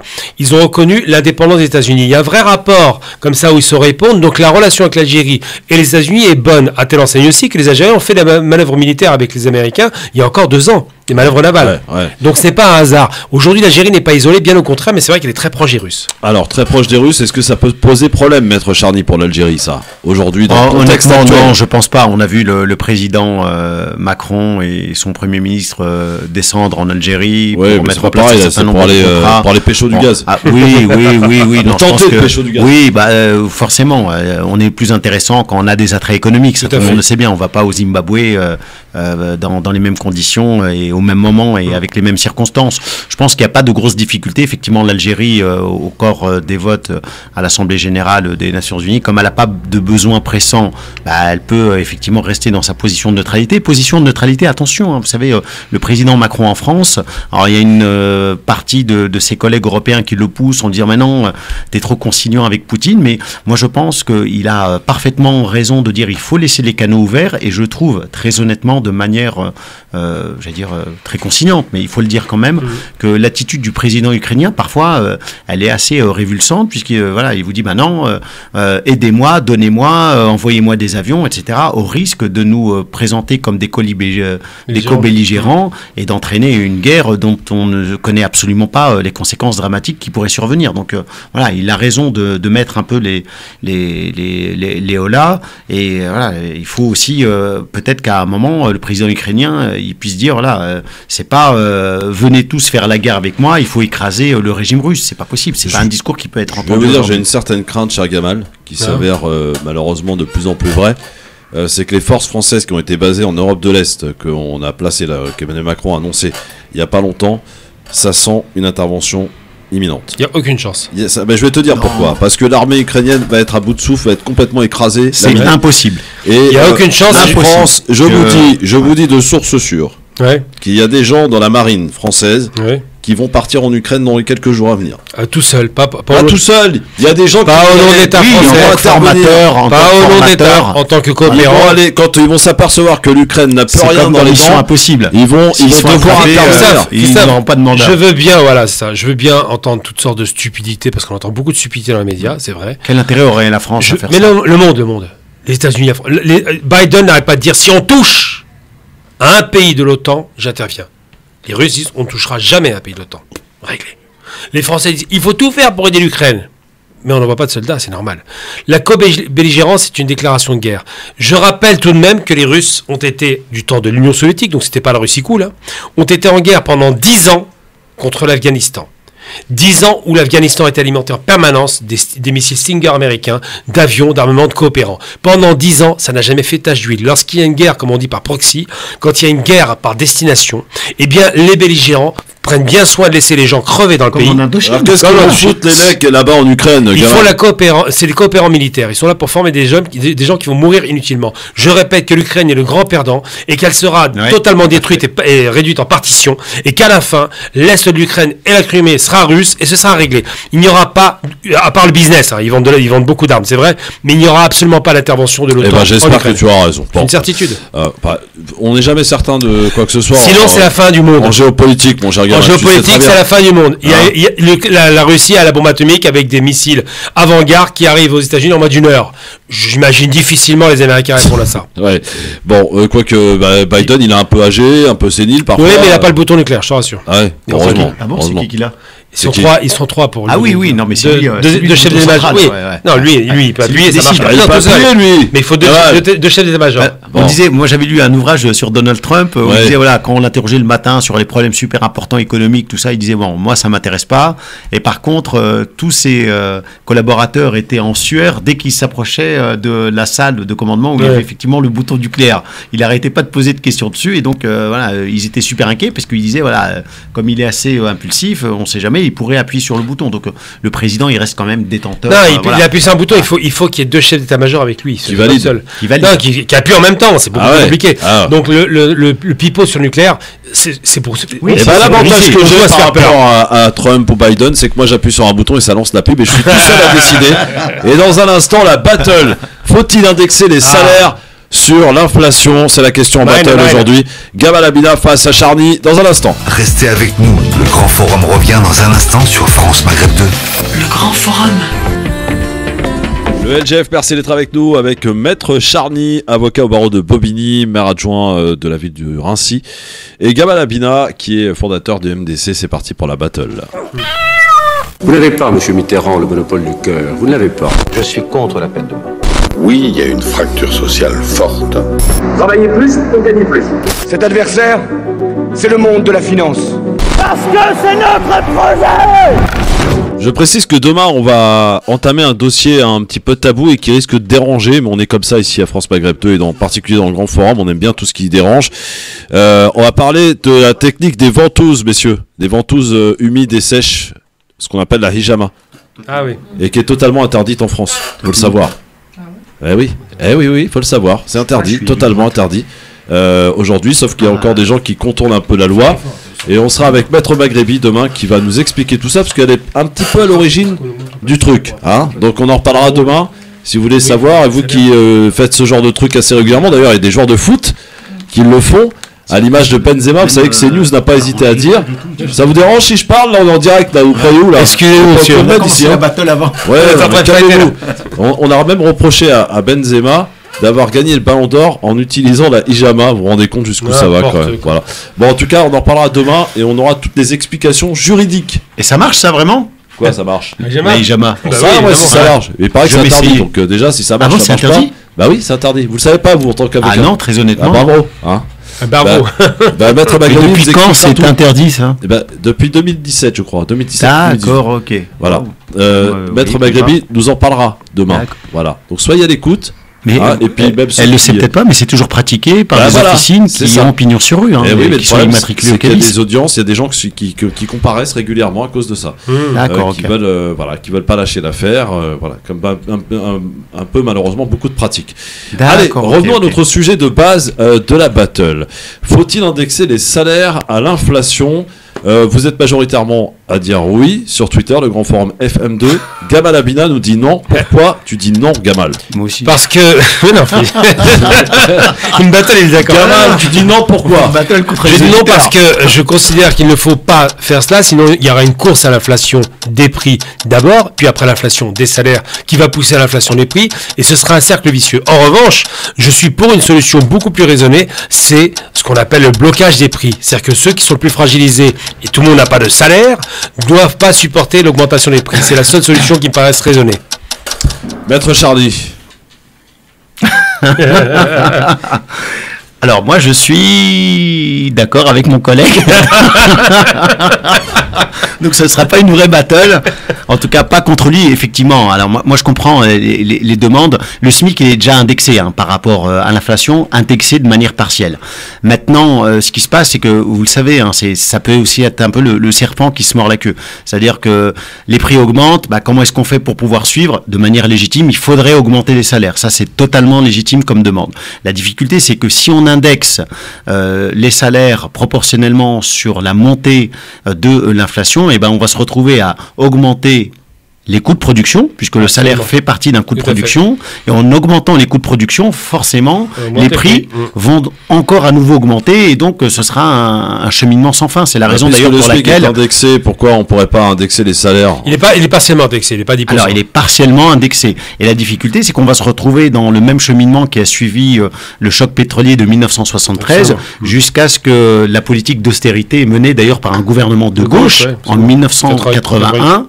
81-83 soit mise en œuvre. Donc pour moi, ça serait peut-être contre-performant puisque ça n'empêcherait pas l'inflation et ça contribuerait par contre à détruire vraiment l'économie puisqu'on aurait des sociétés qui, pour limiter leurs coûts de production, envisageraient de se délocaliser le cas échéant pour éviter l'augmentation du coût du travail. Et on est dans un système d'ensemble qui fait que dès qu'on touche à une variante, malheureusement... Alors expliquez en français dans le texte ce que ça veut dire d'indexer à l'inflation. Alors l'inflation est à 10%. L'indexation, c'est sur un an. Voilà, sur un an. L'indexation qui aurait dû être réelle, c'est de ne pas indexer sur l'inflation qui est antérieure à 2% en moyenne par an. Si on touche 2000, on a une augmentation de 200 euros. Voilà. Ça, c'est une indexation à 10. C'est négligeable. Non, mais non, c'est marginal parce que non, c'est pas ce qui se passe aujourd'hui. Ce qui se passe, c'est que l'indexation est sur 2%. On n'a pas augmenté. Il n'y a pas une révélation. C'est pour ça d'ailleurs qu'il y a eu l'histoire des pompistes, c'est parce que eux ils veulent 10%, ce qui est légitime. C'est légitime parce qu'ils ont une perte du pouvoir d'achat. Mais en vérité, l'inflation réelle sur un salaire de 2000 euros, aujourd'hui, 2 fois 2, 4, ça fait 40 euros. Oui, mais le problème, Gamal, c'est quand vous avez un gouvernement qui ne veut pas bloquer les prix, alors que ça, c'est un vrai problème.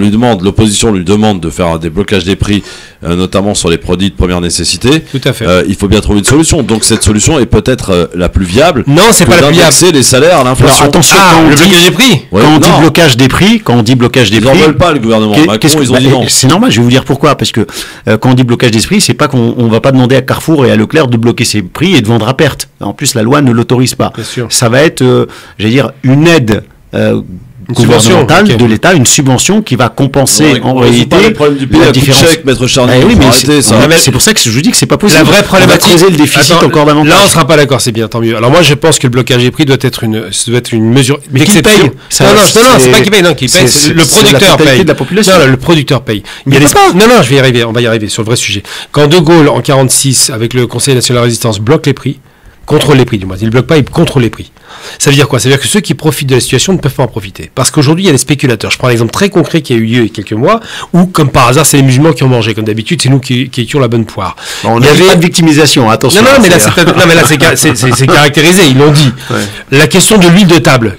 Il manquait de l'huile de table parce que les spéculateurs en amont avaient limité l'approvisionnement des centres commerciaux, ce qui fait qu'il y a eu une rupture d'approvisionnement. Donc, on s'est retrouvé avec des huiles de table qui ont été multipliées par 2 ou 3. Il n'y a pas besoin de loi pour mettre en place des systèmes, j'allais dire, de prévention de ces infractions. Ça s'appelle donc le contrôle des prix. De la déloyauté. Non, c'est pas ça le contrôle des prix. Si, le contrôle des prix, c'est vérifier si les prix sont équitables ou pas. C'est à ce niveau-là que se situent les choses.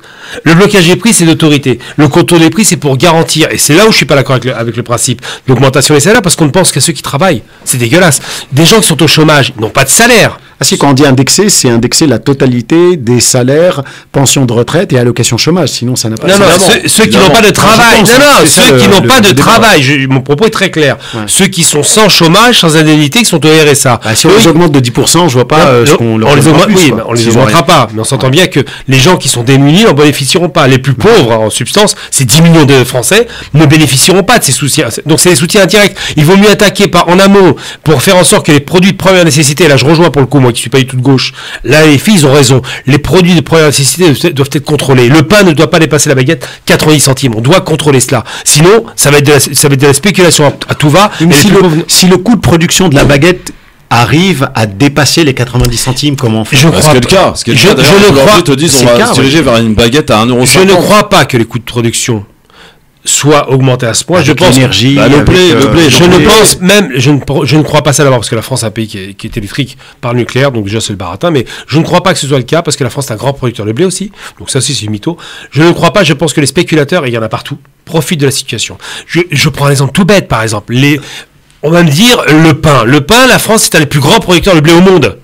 Comment pourrait-il y avoir une spéculation sur le blé? C'est l'Ukraine, moi, le plus grand producteur de blé au monde. L'Ukraine aussi est un des plus grands producteurs. Oui. Il y en a 4 grands producteurs, réellement. La France, et même 5. France, Ukraine, États-Unis, Brésil. Voilà. Et la Russie, bien évidemment. Voilà. Ils sont 5. C'est les grands gérants de la production de blé. Il y a aussi l'Inde que j'ai oublié. Donc on a des grands acteurs. Je suis désolé, mais les 20 à 30% de blé russe et ukrainien ne peuvent pas impacter à ce point la production française. J'y crois pas trop. Prenons l'exemple de l'essence qui est taxée à 60%. Ouais. D'accord. Si on y rajoute la TVA, ça fait 80%. Ouais. Est-ce qu'on peut pas trouver une solution là-dessus? Ça, c'est une bonne question, ça. Bah oui. Alors, je vous ai annoncé un truc qui va peut-être faire enrager tous les auditeurs. Il faut savoir que certaines personnes... qui nécessite une réponse, normalement. Mais justement, je vais donner la réponse. Écoutez, maître, ça va vous intéresser. Il y a un type qui a dit avec une certaine... peut-être pas ironie, c'est très narquois, c'est façon de le dire, mais en fin de compte, il a dit ça de façon très claire. Il a dit, mais vous vous rendez compte, on lui disait, vous vous rendez compte, l'augmentation du prix, c'est une catastrophe. Vous savez ce qu'il a répondu? Ah, c'est peut-être pas une catastrophe pour tout le monde, hein. L'État, lui, en profite à plein, parce que l'augmentation des prix, c'est l'augmentation de la TVA. Bah, bien sûr. Des revenus fiscaux. Oui. Donc l'État est en train de renflouer ses comptes sur le dos de la population. C'est la réalité. C'est mécanique. Eh oui, exact. Donc si tu me parles maintenant du pétrole et du gaz, et la TIPP, enfin l'ex-TIPP, qu'on applique sur les produits pétroliers, et particulièrement l'essence, effectivement, c'est presque 80%, mais en vérité, le prix à la pompe, il sera à 10-15 centimes. Ce qu'on est en train de payer, c'est les taxations, des surtaxations, au motif, écoutez bien le motif, hein, que ça pollue. Ouais, voilà la motivation. C'est ça. Bon. C'est ça. Maître Charlie, qu'avez-vous à répondre à cela? Alors, très honnêtement, sur le blocage des prix, j'y suis pas forcément favorable parce que pour moi, c'est aussi, c'est un peu comme la TVA. C'est un impôt injuste parce qu'il est payé exactement du même montant, quelle que soit sa situation financière. Et le blocage des prix, il y a des études qui ont été réalisées et qui ont indiqué que ça privilégierait, ça profiterait davantage, pour ne pas dire quasi exclusivement aux personnes les plus aisées. Bah forcément, si vous avez des moyens financiers conséquents et si on propose de vous réduire le prix des matières premières, ceux qui en consommeront toujours le plus, ce sont les personnes les plus, j'allais dire, les plus financièrement avantagés. Et en réalité, ça coûterait de l'argent à l'État, puisqu'il faudra subventionner ce blocage des prix, essentiellement pour permettre d'avantager financièrement des ménages qui n'en ont pas forcément besoin. On applique le quoi qu'il en coûte, on l'a bien fait pendant le Covid. Alors le quoi qu'il en coûte, non, c'est un système qui est différent. C'était pour éviter que tout le monde se retrouve au chômage et la chute définitive de l'économie. Là, on est sur un système qui, à mon avis, ne peut être résolu que effectivement par le recours à la dette publique. Et si les choses continuent à s'aggraver, il faudrait donner le système de chèques destiné aux ménages ou aux Français les plus en situation de précarisation, ça me paraît être la meilleure solution parce que là, au moins, on cible les personnes qui en ont besoin et on ne donne pas une aide généralisée à la totalité de la population qui comprend des ménages qui n'en ont pas forcément besoin. Sinon, j'ai notre moyen pour libérer du pouvoir d'achat et ça, c'est un moyen qui touche tout le monde a un logement, tout le monde se loge, c'est obligatoire évidemment. Et je pense qu'il faudrait diviser par 2 le prix des loyers d'autorité. Je parle pas des petits propriétaires. Je parle pas des petits propriétaires qui ont acheté. On va finir dans un colcose. Là, non. C'est devenir sérieux. On est dans un régime capitaliste. Justement, ça, c'est il n'y a pas de régime communiste. Je pense que les grands propriétaires. Déjà que les loyers sont suffisamment plafonnés. Non, ils sont pas plafonnés du tout. Il n'y a rien du tout. À Paris, il y a c'est une des capitales les plus chères au monde. Et celui qui plafonne, c'est jamais celui qui paye. Celui qui plafonne, il a le beau rôle. Voilà, on plafonne. Ok, c'est bien, mais il pense pas à celui qui décide d'investir pour préparer sa retraite et qui se retrouve verrouillé parce qu'il n'a pas la possibilité de rembourser son prêt. Je considère les bailleurs sont pas des cibles sur lesquelles on doit tomber. C'est une caricature. Malheureusement, c'est une caricature. C'est pas une caricature, non. Il y a 57% de la population française qui est propriétaire. Donc si on va leur dire, bah non, si vous donnez en location un bien, bah il faut accepter de diviser par deux. Ils vont dire, bah non, c'est pas à nous de faire preuve de solidarité. Non, c'est pas ce que j'ai dit. J'ai dit que la chaîne doit se diviser par deux et que les grands bailleurs qui ont de l'argent, qui sont des fonds d'investissement, doivent subir cela. Si on ne contrôle pas les loyers. Les HLM, déjà, ce sont des loyers modérés. Non, moi je veux bien qu'on continue à baisser. Non, il y a une spéculation sur les HLM aussi. Paris est une des villes les plus chères d'Europe. Ils ont rattrapé parce que c'est la motivation l'Angleterre. Mais tant mieux. Mais non, c'est pas normal. C'est pas normal. C'est pas normal. Mais non, c'est pas. J'allais dire, mais bien sûr que si. Mais non, c'est pas normal. Si demain on a le trophée de la ville où c'est le moins cher du monde. Franchement, qu'est-ce que ça va représenter Paris? Alors, Paris est cher en location, c'est pas normal. Mais non, à l'achat, c'est encore plus cher qu'en location. Non, à l'achat, le mètre carré est à 12 000 en moyenne, c'est 12 euros le mètre carré. Donc c'est une ville trop chère. C'est pas normal. Attends, on va parler capitales. Après, si tu enlèves les rats. Non, mais on va parler capitalisme. Le coût de la construction ne correspond pas au coût de la vente. Mais c'est le foncier qui est cher. Non, c'est Paris. Non, mais non. Il n'y a pas que le foncier. C'est ça qui constitue la grande majeure partie de le coût de la construction sur toute la région parisienne ne correspond pas au coût de la vente. C'est clair. C'est le foncier qui fait la différence. Non, c'est pas le foncier à Montreuil ou au Rincy. C'est pas la même chose que le foncier à Lens ou à Saint-Étienne. Oui, mais ça change rien. C'est le prix du foncier qui est important. Le fait, donc c'est de la spéculation sur le foncier. Mais allez dire aux gens qui ont acheté 1 million d'euros leur appartement ou 500 000 euros leur appartement que maintenant le prix il est divisé par deux parce que l'État on a décidé. En résidence principale, il n'y a pas de problème. C'est ça une mesure juste? En résidence principale, mais je parle pas de cela. Toi, tu me parles de gens qui vont galérer sur 15 ans pour un crédit et qui doivent rembourser avec la location. C'est la grande majorité. Non, c'est pas vrai. Non, c'est pas vrai. La grande majorité, c'est les bailleurs sociaux. La grande majorité, c'est les fonds d'investissement. La grande majorité, c'est ceux qui vivent avec des capitaux. C'est la vérité. Terminé. Pour cette battle, on a dérivé. C'est vrai. Mais en tout cas, on a pointé un désaccord certain. Ah oui, c'est clair. Entre Gamal Abina et Maître Charny. On rapproche nos points de vue, là c'est l'inverse. Voilà, c'est ça. C'est le principe de la battle. Dans un instant, on va parler d'un dessin animé que va nous présenter Mam, la belle histoire des génériques, le quiz et le zapping. Et on va parler justement de ces animateurs qui donnent leur avis sur Lola et ça agace Monsieur Dupond-Moretti. Et il a parfaitement raison. Ton patron. Maître. Oui. Ah oui. Garde des Sceaux, Monsieur Dupond-Moretti. Je crois que les avocats étaient indépendants. Ah oui. Je sais pas. C'est le taulier. C'est le patron, c'est le patron des juges, pas des. C'est le taulier. C'est ministre de la Justice. Reste avec nous sur France Maghreb 2 dans le LGF. La seule émission on parle vrai, on dit tout ce que les gens pensent tout bas tout de suite. Restez avec nous. Le Grand Forum revient dans un instant sur France Maghreb 2. France Maghreb 2. Alors on entend dans les pubs, c'est l'été sur France Maghreb 2, c'est Radio France Maghreb 2, la radio décalée. Hein. On est en automne les gars, hein. Faut le savoir. Faut enlever ce jingle de c'est l'été sur France Maghreb 2, vous êtes des malades ou quoi? Bon, allez c'est parti pour retrouver Mam, la belle histoire des génériques tout de suite. La belle histoire des génériques. Les mondes engloutis, 1985-1987. C'est probablement le générique de dessin animé symbolique d'une époque, repère sur temps décadent, à l'image d'un dessin animé frère et mystérieuse cité d'or. Preuve s'il en est du savoir-faire français dans le domaine de l'animation, Nina Walmart crée une série qui fera date et dont elle écrira la plupart des scénarios et dialogues. L'accompagnent dans cette aventure Patrick Claes, qui créera les personnages et les dessins, Christian Grenier, Joël Vintrebert et Michel Joly ont également participé à l'écriture des scénarios. Le pitch, le Shagma, soleil artificiel indispensable à la vie des gens du dessous de la cité d'Arcadia, tombe malade. Guidés par Shag, vaisseau antique conscient et doté de pouvoirs magiques, les enfants d'Arcadia entrent alors dans le musée interdit et lisent les archives secrètes. Ils apprennent alors que le peuple vivait au-dessus jusqu'au grand cataclysme qui a précipité leur île sous la surface de la Terre.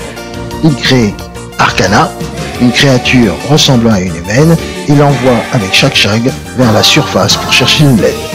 Elle est accompagnée par Dick et Back, deux pangolins, créatures étranges et bienveillantes, aussi anciennes que Shag.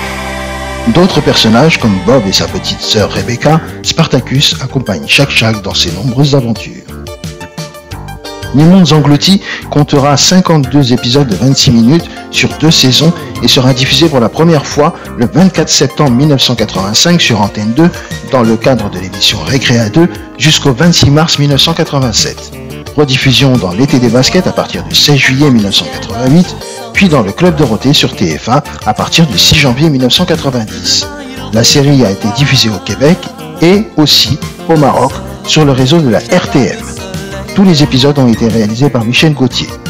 La musique du générique a été composée par Vladimir Cosma sur les textes de Roger Dumas et de Nina Wolmart et interprétée par le groupe Les Ministars. Voici le générique des mondes engloutis jusqu'au creux de la terre. Les mondes engloutis, 1985-1987, Antenne 2. Toi, enfant de la terre, écoute-moi. Toi qui as le secret du chagrin. Dans toutes les strates et les mondes engloutis. Suis Spartacus, Bob, Rebecca. Enfants de lumière, suivez-moi. Vous qui connaissez notre passé. Vers Arcadia, vers les mondes engloutis. Pour nous sauver la vie. Suis les mondes engloutis jusqu'au creux de la terre. Allez, qui a regardé? Moi, juste le générique, après ça m'intéressait pas du tout. Ah ouais? Ouais. Maître Charlie? Ouais, moi aussi je regardais, mais c'était pas mon dessin animé préféré, la vérité. Ah bon? Ouais, non. Bon, allez, le quiz. Le quiz. Et la musique était super. Bonne musique, Le quiz. Mes petites questions, attention. Medjed? Soussem. Soussem. Oh là, mais Medjed, il se croit, je sais pas où il se croit, lui. Hein, il se croit à la radio. C'est un truc de ouf quand même. Dans cette radio, c'est n'importe quoi. Ouais, c'est clair. La première mosquée du Royaume-Uni, à quel âge, selon vous? Elle va fêter son anniversaire dans pas longtemps. 60 ans? Non, beaucoup plus. 150 ans. 133 ans. Pas mal. Ouais, pas mal, hein. Ouais. Blanchiment de fraude fiscale.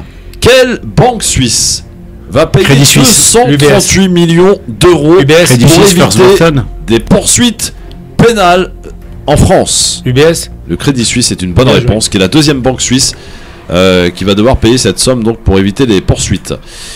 Quel urgentiste a déclaré quoi? Pelou, je dis n'importe quoi, j'en connais qu'un. Sur les hôpitaux qu'on arrête de dire qu'on va vers le mur, oui, on y est. Oui, c'est Pelou. C'est Pelou, bonne réponse. Les organisations syndicales des conductrices et conducteurs de quelle société appellent à la grève le 10 novembre prochain? Non.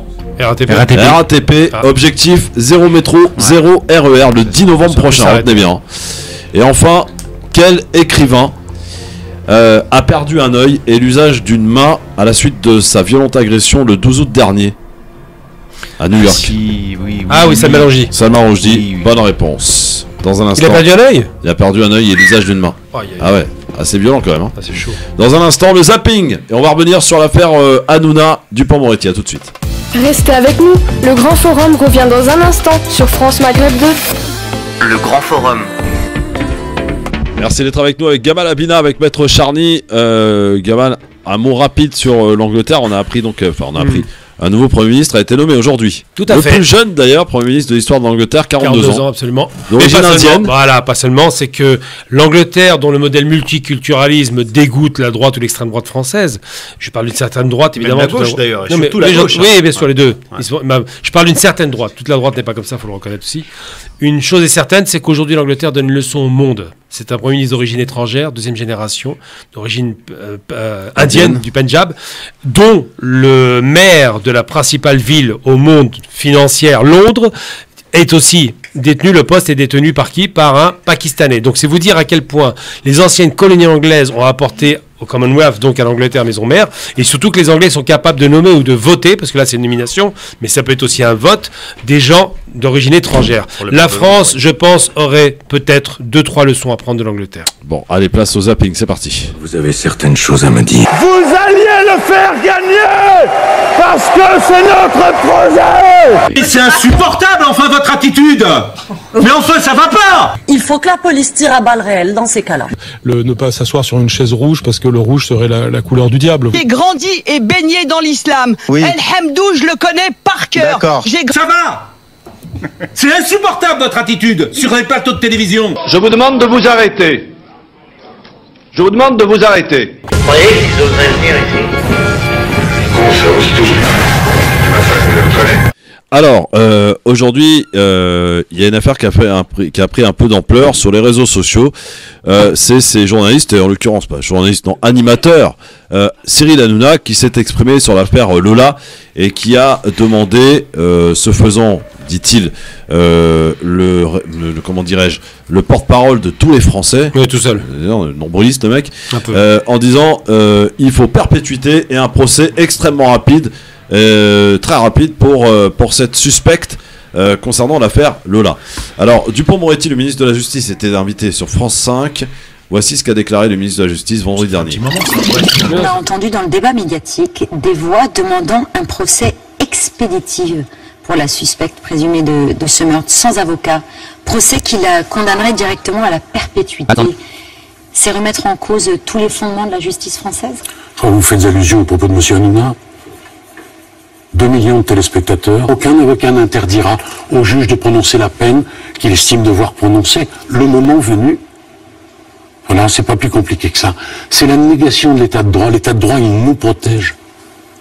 Il vous protège, il me protège, il nous protège tous. Il protège M. Hanouna aussi. Et le balayer comme ça pour, au fond, flatter les bas instincts, faire de l'audience, de l'audimat, moi, c'est quelque chose qu'à titre personnel, je ne peux pas accepter. Alors, les propos donc de Dupond-Moretti sur France 5, hier soir, Cyril Hanouna lui a répondu.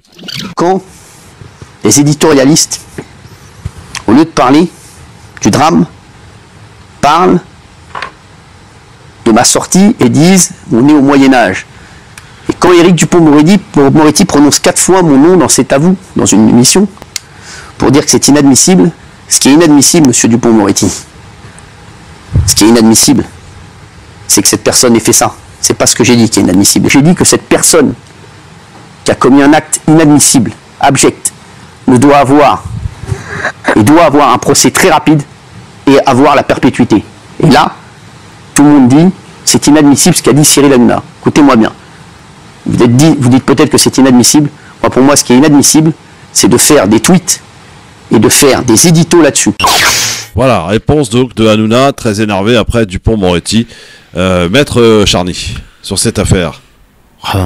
Sans surprise, hein, ainsi qu'on l'avait évoqué tout à l'heure par rapport à l'affaire de la Vendetta, je suis totalement d'accord avec les paroles du garde des Sceaux, pas simplement parce que c'est le garde des Sceaux, mais parce que c'est la voie de la raison. On est sur un état de droit, on ne peut pas anticiper sur une peine à intervenir qui est exclusivement entre les mains des juges qui seront désignés pour présider le procès. On ne peut pas dire, voilà, alors qu'il n'y a pas eu de travail d'enquête encore, c'est elle la coupable, et on la met d'ores et déjà en enfermement à perpétuité. Ce sera peut-être la peine, elle sera très certainement, si l'enquête est avérée, que c'est elle la coupable, etc., ce sera très certainement la peine, et elle sera très certainement légitime, mais on ne peut pas faire preuve de responsabilité en tenant un tel discours, effectivement, pour flatter, j'allais dire, pas les bas instincts, mais surfer sur la vague de l'émotion légitime. Tenir ce genre de propos, c'est à la limite de l'irresponsabilité, parce que ça sous-entend que l'état de droit aujourd'hui met en place des procédures qui ne sont pas en état de fonctionnement, et ça sous-entend aussi que les juges, il faudrait presque les remplacer par des robots, parce que finalement, ils ne feraient pas un travail correct. Donc c'est un dénigrement qui, à mon sens, n'est pas forcément acceptable. Jamal.